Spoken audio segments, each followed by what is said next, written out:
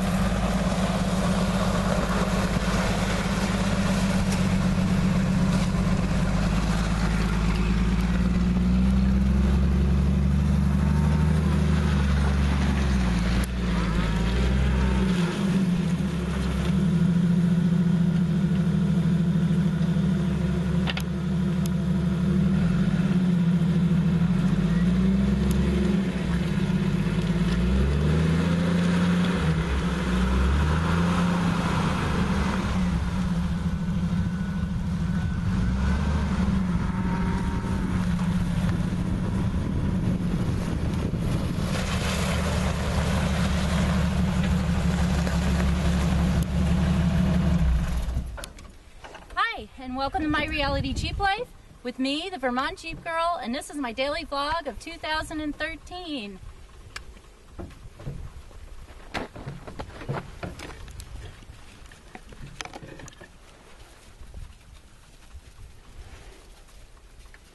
It was 68 years ago today, February 15th, 1945.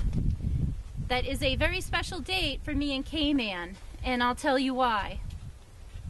When me and K-Man first met, we each had our own group of Jeeps. I had mostly square headlights, and he had mostly round headlights. He was a little bit of a squarophobe when we first met, but I changed him on that way of thinking. A little.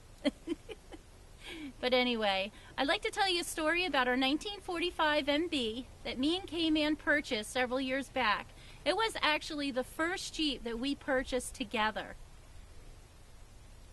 This little MB has quite a history, and I'm really glad that each owner along the line kept the history of the Jeep informed to the next owner. Great story, and this is the way it goes. Our Jeep 1945 MB has a dash plaque on its dash that says it was delivered to the United States Marine Corps on February 15, 1945. Our little MB did its service towards the end of World War II for the United States Marine Corps.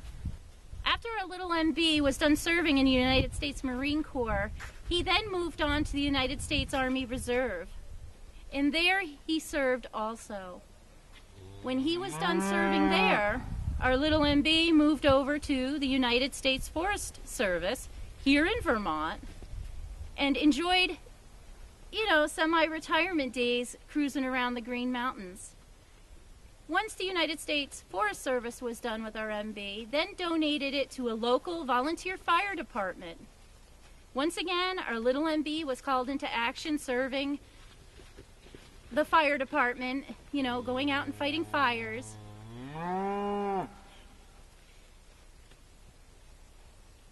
The MB then was purchased by the fire chief, which he used it for hunting and again cruising around the Green Mountains here in Vermont. Once he was done using the MB, he then sold it to a local Marine who had just returned from serving in Iraq. He had stored the MB in his basement for a few years before the kids came along and realized that they really needed more room in the basement. And he really didn't want to, but he had to sell the MB. Is where we came along. We were driving by one day and we saw the MB up for sale. So of course, with curiosity, we stopped, we looked again, and we knew, after speaking with this young man, the history of this MB, we knew we had to have this in our family. K-Man's son, Keith Jr., my stepson, was in training with the United States Marine Corps at 29 Palms during this time. He was getting ready to go over and serve in Iraq. So between all of these coincidences, we knew that this little Jeep had to join our family. So we purchased the MB and we brought it home, and he's been sitting quietly waiting. We're going to restore him. not totally back to the original state that he was in. We want to keep his personality and parts of his history, because through the chipping paint you can actually see the USMC inside the paint on the hood. So what we're going to do is we're going to do a little bit of a resto mod. We're going to still keep his personality and his charm and, you know, the many miles that he's come to have on him. We're going to keep those in place. So I'd like to share, as you've seen, some of my pictures of our MB and our important date today.